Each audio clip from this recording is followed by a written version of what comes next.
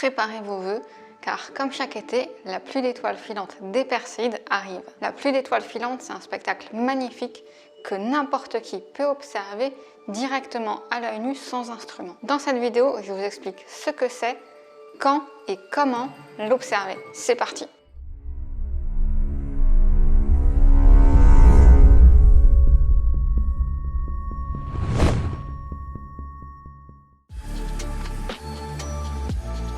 Alors déjà, il faut que je commence par vous avouer quelque chose. Les étoiles filantes, en fait, c'est pas des étoiles. Et non, en fait, une étoile filante, c'est une météoroïde qui entre dans l'atmosphère. Oui, vous avez bien entendu, j'ai pas dit météorite, mais j'ai dit météoroïde. Et en fait, c'est différent. La différence, c'est qu'un météoroïde, ça correspond à un petit morceau d'astéroïde ou de comète qui s'est détaché. Alors qu'une météorite, c'est un météoroïde qui est entré dans l'atmosphère, qui s'est transformé en météore, puis qui est venu atterrir sur Terre. Et donc une étoile filante, concrètement, c'est la décomposition d'un météoroïde qui rentre dans l'atmosphère. Et donc ce dont on ne se rend pas compte, c'est qu'en fait ce petit fragment est vachement petit, puisqu'il fait la taille environ entre un grain de sable et un petit pois. Et donc pour résumer, on a 3 étapes.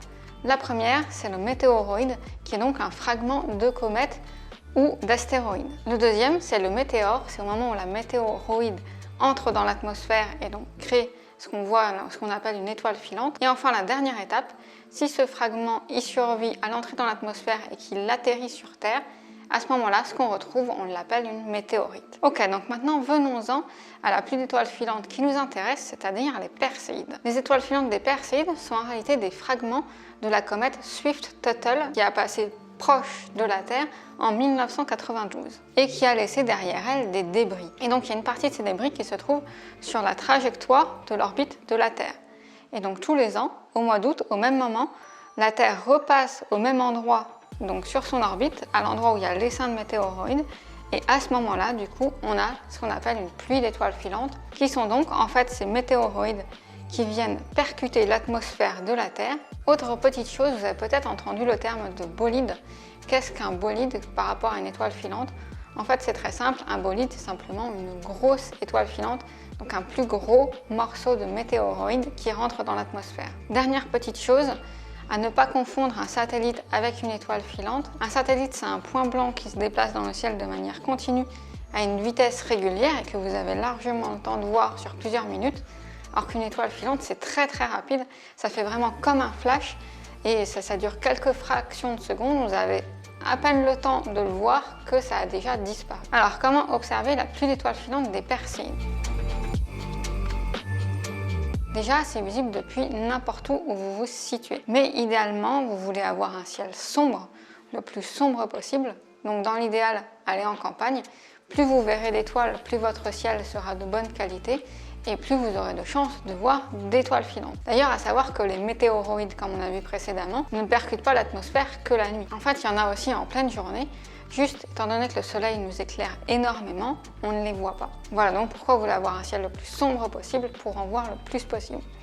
Deuxième critère, si possible, avoir un ciel dégagé au maximum à 360 degrés.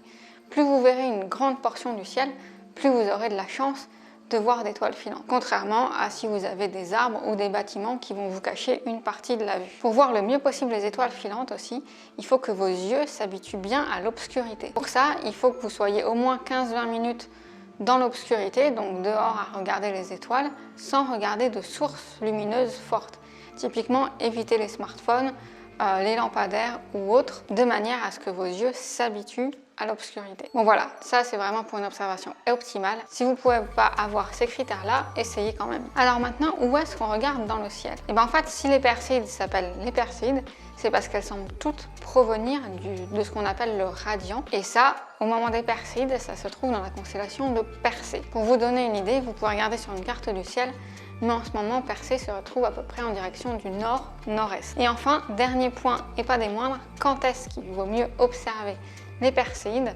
Il y a plusieurs dates. Alors en fait, la période est assez longue puisqu'on peut en voir entre le 17 juillet et le 24 août environ. Mais vous aurez un pic plus élevé, vous en verrez encore plus, entre le 10 et le 15 août. Et le pic maximum, la nuit maximum optimale où il y en aura le plus, c'est dans la nuit du 12 au 13 août. Voilà. Et au niveau de l'heure, L'idéal, c'est d'attendre, donc comme je disais précédemment, que le ciel soit bien sombre, mais aussi que la constellation de Persée soit assez haute dans le ciel. Donc pour ça, l'idéal, c'est vers 3-4 heures du matin. Et voilà, si vraiment vous voulez mettre toutes les chances de votre côté pour en avoir le maximum, l'idéal de l'idéal, c'est donc la nuit du 12 au 13 vers 3 à 4 heures du matin. Et voilà, vous savez tout.